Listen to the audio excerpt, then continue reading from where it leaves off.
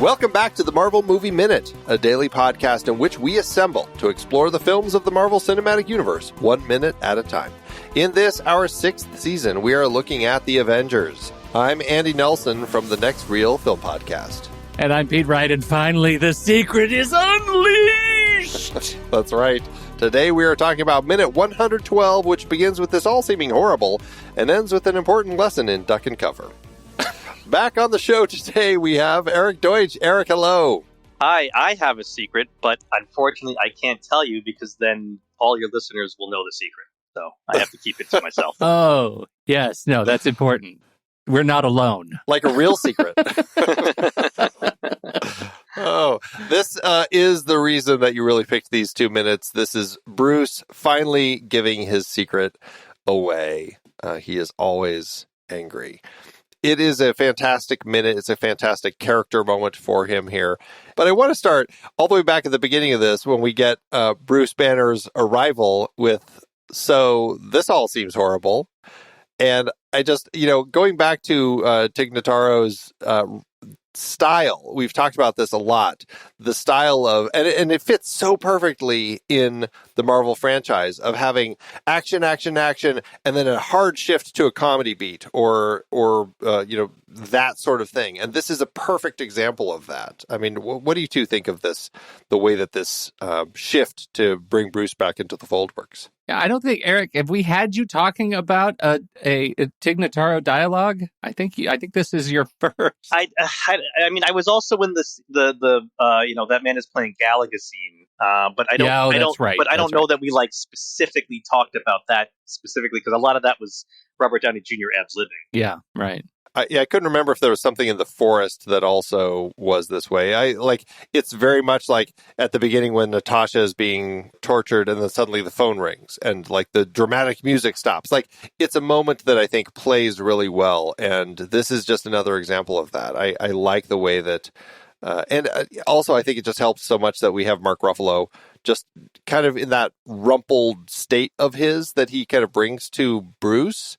It just feels like, he's acknowledging everything that's happening, and it's a perfect description, really, of everything going on. But it's also just so incredibly funny. Yeah, I mean that's one of the things that he does really, I think, really well. Tig is to be able to call out absurdity incredibly efficiently. Right, like it in his dialogue. That's what these comedy beats do for me. Like this looks horrible, or and it also gives us that sweet twist. Like it's okay, we could use a little worse, right? That they get to have just that little bit of reflection about what happened when he hulked out on the helicarrier, and it serves as an apology and a pivot into the role that he is to serve here today, right now. And it's I think to me it works really, really well. Well, that's a great place to pivot anyway with this, because this moment of apology between Natasha and Bruce when Bruce apologizes to her because she says, I've seen worse. And he says, sorry. And she's like, it's okay. We could use a little worse. Is it okay? Does it play okay? Is like she's okay with what happened as long as the ends justify the means? And the fact that he says sorry, does that also imply that he kind of knew everything that was going on? I think him, even though there's the whole, Banner and Hulk, two different people, or, are they one person? Are they different people? Hulk hates Banner, et cetera, et cetera.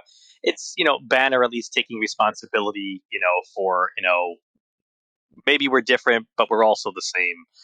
I have a problem with the I've seen worse line itself, though, because, no, this is worse. The Hulk rampaging on the helicarrier is not worse than a full-scale alien invasion of the planet Earth. It's just she has not seen worse. This is worse. Yeah. Well, I don't know, Eric. I mean, part of it for me, the way I read that line is that it goes from global, this is horrible, to deeply personal. And to me, when she says I've seen worse, she's not referring to what's going on right now in New York. She's talking about the fact that it was likely a terrifying thing to have this unknown green rage monster in that confined thing and actually chasing her. Like that's to me that feels like an okay pivot. I never really that never really took me out of the scene. That's actually interesting. I guess I can see it both ways, where there is some illogical reaction for her to say I've seen worse when she's, having gone through everything that she's just gone through. Clearly it's likely all been worse than a backhand from Hulk. Like it's as you said, Eric, global scale disaster with aliens attacking. Like, it's not good what's happening right now. Technically 3-block scale, but who's picking nits? But I do think that, to your point, Pete, there is something about that shift. It's almost like she's poking him in a way to say, you're pretty horrible too. And, but I'm glad you're here. But I'm glad you're here. Yeah. It's an interesting way that they kind of craft the lines there to bring this apology out. The one thing that I do wonder, though, is should Thor also be saying, hey, but what about me? Because let's remember, he was probably beat up a little more than even Natasha was on the helicarrier. He was quite literally beat up. Yeah, for sure. Knowing that all the relationship that we develop with Hulk and Thor over the kind of the remaining films, I really would love to have something here that was kind of the start of those little digs. Like, wait, what about me? Like, I was hit too, but like Bruce ignores him. Like that kind of was the thing that kind of started this whole thing between the two of them. Well, it's interesting to me that when we have all of the conversation about Loki, and like when he says, when Cap is giving the conversation about Loki, he needs to keep the fight focused on us. It does feel to me a little bit weird that it's Cap giving those lines, only because it's Thor that would know Loki's intentions better than just about everybody, right? Yeah, right. And so I only bring up yesterday's minute because that leads us here where Thor is effectively, he's not speaking. He's neutered in this minute, right? He doesn't really have much to do. And coming off of last minute where he really should have had more to do, it's a noted miss that he's not brought in. I just want to say, Pete, yesterday's minute, we managed to kind of close that loop that had been left open. And Eric was very congratulatory. Yeah. And you're just going into it again, and you're I broke it. Pulling those stitches. That's open what you again. said. I broke it. Okay, good, fine. I did it. What do you want me to do? I did it. Well, hold on. No, I'm gonna save you guys now, because I think the closed loop still works. It's just if Thor had said the line instead of Cap, then it would have been better. But the reasoning still works though. So I think it's a tighter knot. Yeah, exactly. Tighter knot. Right. It's a double knot if Thor says it's a single knot. You're saying it. Yes. Thank God. But at least it's tied. Yes. That's the important thing. All right. Okay.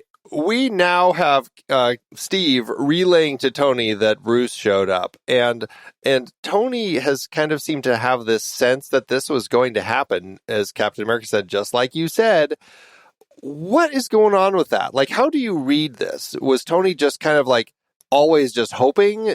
Was it some internal, like, from their rom-com scientist meet cute, he just knew that he was going to be there when he needed him? Like, what exactly is it that Tony, like, why did Tony expect this? I don't know, because in watching this minute and making my notes, I was trying to think of if I had forgotten a conversation or a line of dialogue from earlier in the movie, since I didn't rewatch the entire movie for this, that somehow related to that. So I was actually not really getting that statement. You did not miss anything. Okay. I think we can close the book on that. Yep. This is fresh loose ends. So awesome. Hooray. I feel like part of it is that, to me at least, that it indicates that there's a world that exists beyond what we're seeing on screen, one, and that Tony and Cap are in it together, two, and that there is some indication that we should also understand that everybody knew Bruce would come around because Bruce is ultimately a good person and is able to challenge his inner demon in order to do the right thing. Is that at all a fair proposition? Sure. Well, that was a Why not? toss-off, sure, if I've Why not? ever heard it, Deutsch. Well, no one else was talking, so I wanted to say something. Yeah. Yeah. I mean, I think that you can.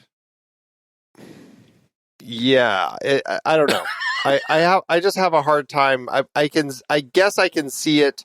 I don't know. Honestly, the thing that my head goes to is that Tony is the tech guy, and because clearly it seems like everybody has earbuds at some point to communicate. I don't know if Bruce does. We're not necessarily going to see that, but it did make me wonder if there was something that he was using to somehow track him, and so he knew he was on the move. Like I don't know.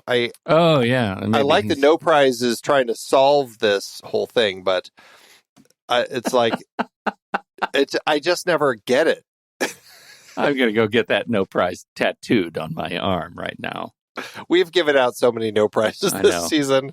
Yeah, we don't have any left. All right. Well, I mean, it is what it is. I kind of like having it in my head that they believed that Bruce was capable of something more, and that he wasn't entirely lost in the rage machine, and that, but so if there is anything that makes me a little bit crazy about this minute, and I will say unironically, I love this minute so much. I've watched this character transformation uncountable number of times. Like I love this minute. It gives me the chills, unironic chills every time I watch it, even 60 seconds at a time.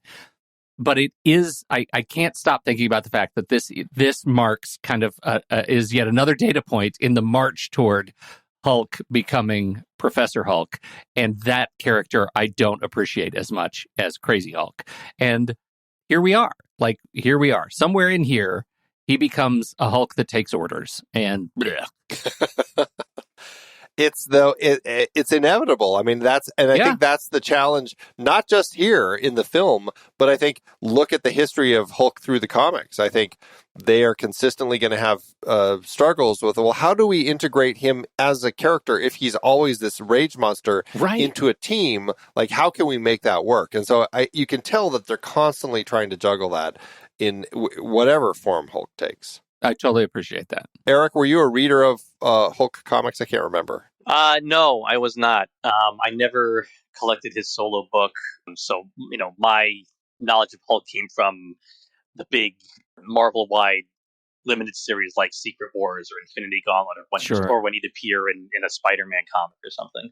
Well, I mean, it's fun, and the transformation is, I think, one of those moments that is very impactful, and it works incredibly well in the film. Especially, we have him say the line, and then you cut to that shot of him as he's turning, and we just see him in slow-mo. It's kind of like this is a great speed ramping shot because he does the transformation kind of in slow-mo, and then as his fist is swinging at the Leviathan, we ramp up back to normal speed as he hits it, and it just plus the Alan Silvestri beats are hitting in there. It's just, it's a fantastic moment.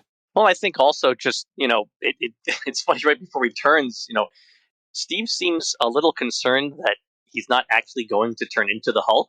He's like, now would be a good time to do this. It's like, yeah, Steve, he knows what he's doing. I know it looks like he's a little casual and he's taking things maybe, taking his time, but he knows what his job is. Don't worry about it, Steve. That is a fantastic moment, and I definitely want to come back to Tony and bring in the party as he kind of comes around the corner with the Leviathan. I want to come back to that, but I do want to that whole bit of the Leviathan as it. I don't know what it's doing at this particular point, deciding to belly flop along Park Avenue. It's the strangest thing that I don't know why it decides to come quite so low, but it does as it's chasing after Tony. But I don't know, there's something great about that moment of just the wide shot. I mean, I guess Bruce and Steve are up toward the camera, but you see the Leviathan way down there as it's just kind of dragging itself along the avenue as he's walking up toward it. The patience that he has and everything, it's just such a great moment because you know exactly where the moment's headed. Yes. And do you ever stop to think, what if he timed it a second too late? At what point is he impermeable to this thing when he punches it? Like, would his hand have turned to jelly if it were like 2 seconds earlier? Like, what would that look like? I stop and think about that all the time. Well, it's Hulk though, and I think just the fact that he put a bullet in his mouth and the other guy spit it out. Like, I think transformations are fast. I think it can be instantaneous. I think if anything, it just would have been his balance would have been off, and he would have just been knocked back and not been able to kind of like brace himself quite as much as he does. And we see that all the time in Ragnarok when he's fighting the dog at the end. Like, there's a bunch of that kind of stuff. Yeah. All right, I want to jump back real quick just to Tony rounding the corner with the Leviathan, because this is the second time we are now seeing Tony coming around the corner of 3 Park Avenue and taking out a chunk of it. We saw this in minute 110 when he does the U-turn here.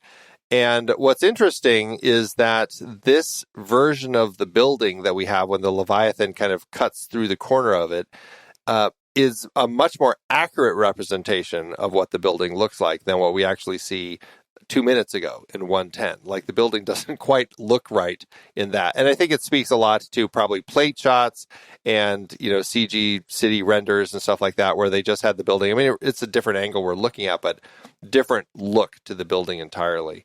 And the only disappointing thing is that as we get to that minute of Bruce as he's walking toward the Leviathan, you can see one chunk taken out, but really we should see 2 chunks taken out of that building by this point. We should. That's an interesting thing. And I started to wonder if maybe that building that we saw 2 minutes ago was actually a building in Cleveland. Well, I'm scrubbing maps right now for that building. Cleveland is not as big as New York. It won't take very long. It's got to be there somewhere. All right. So the Leviathan, so Hulk hits the Leviathan in the face. The Leviathan kind of flips up. Its entire body is kind of like thrown up over it. It's kind of very much like the semi-truck flip in The Dark Knight, where you hit the front and then the whole back end comes flying over the top of it. I'm a little skeptical about the way all of this plays, because all of its armor starts popping off, which gives Tony the chance he needs to actually hit its underbelly, and he blasts a missile into it and blows it up. But we've already seen huge pieces of armor collapsing off of this thing's body, and then it explodes. And the only thing that I can imagine is that Tony's missile disintegrates everything. I don't know how, like, our entire team isn't buried by armor, really. As it's going up, it looks like so many armor pieces are falling, and they're going to land right on the people below. I don't know. I mean, is that something that ever crosses your mind as you're watching this? Or is it just the movie by minute format that's killing this for me?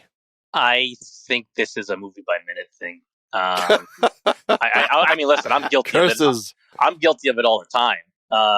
But because, I think if you're just watching it in real time, the one time, you're just assuming everything. The thing is, it's only Tony's in the air, so it's only and Hulk is like right next to it. So there's only the other 4 Avengers that are standing like in right next to each other. Cap puts up his shield. Thor could probably spin his hammer fast to generate some kind of vortex like he does in the comics to, blow everything away. And if Hawkeye's standing next to Thor, he's protected by that vortex. If anything, it would be like worm guts, really, I would be more concerned about. Well, there should be plenty of that, too. I just think, like, when we go from the overhead shot looking straight down at around second 51, 52, and then we cut to that very next shot where we're kind of seeing the body of it coming up, and we see the lowest part of the worm for us right at the front. All of that armor just drops off of it. And that's the thing I'm wondering, like, that stuff all should have, like, crushed them. They should all be... In fact, maybe there's enough gaps in it where they could have hid under the armor and actually been protected. Yeah. Might have made actually more sense. Yeah, right. They should be crushed. Yeah, you're right. Armor, goo, there should be plenty of stuff after this explosion. And I also agree both of these things are true, that it's a movie by minute curse. Yes. And it looks cool at the same time. It looks so cool. This Leviathan. It looks so cool. It's great. This whole minute. Again, fantastic. I just want to remind our listeners, this Leviathan is not in control of its own body. It is being controlled by evil Chitauri overlords up in the mothership, and this is basically a sea cow, and it's trying to find help from the people around it, and unfortunately everybody just keeps killing it because it has pointy teeth. It's very sad. It's actually sad plight. vegetarian. They just eat plants. He was feeding. That's what he was doing there. He's like, feeding. finally, there's some greenery. Trees. Look at all these trees in front of me. He wanted to be in the fields that Hulk and Thor were in after they fell. That's all he wanted. He wanted the grass.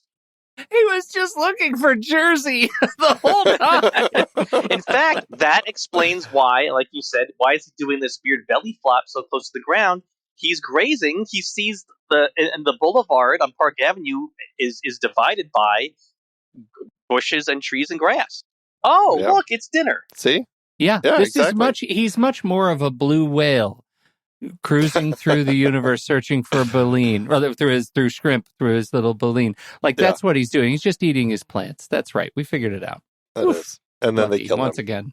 And then they kill him. Yeah. They just don't understand. Just wait till the one dies later in Grand Central. That's a horrible death. Horrible. It's just horrible the way they treat these poor things. And they keep reminding us of it in later movies. All right. The other thing is the entirety of this Leviathan getting blown up, and again, presumably pieces of it are falling onto the viaduct. These viaducts, these New York Strong viaduct. I tell you, hashtag New York Strong viaducts. This thing is intense. They never fall. They never fall. That's right. That's it for today's Minute. Fantastic talking with you, Eric. Thank you so much for joining us. We have one more opportunity to talk with you, and I can't wait for that one. It's going to be fun. So that's it. Tell everybody again about your podcast and where they can tune in. So, co-host the Flash Gordon Minute, which also has weird space creatures. Right. Co-host of Escape from New York Minute, which has a lot of street-level type violence in New York, just like this. And incidentally, both Andy and Pete were guests on that show. I had the bridge. It was the best. And then on I also the co-host of the very hardworking podcaster Bubba Wheat. It's Time to Rewind, his season of doing Memento scene by scene. I'm co-host there. And once again, Andy and Pete, both guests were on there.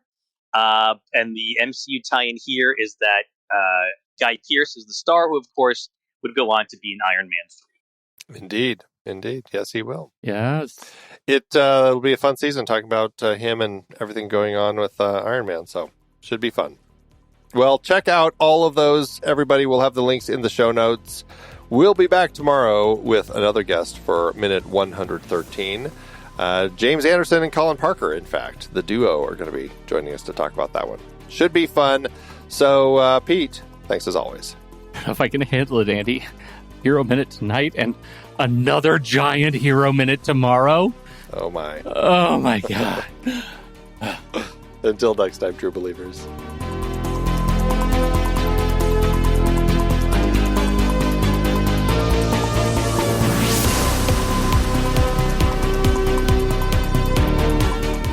Marvel Movie Minute is a production of True Story FM, engineering by Andy Nelson. This season's music is Message to the World by Anthony Vega, and this season's show art is by Winston Yabo. Find the show at truestory.fm. If your podcast app allows ratings and reviews, please consider doing that for our show.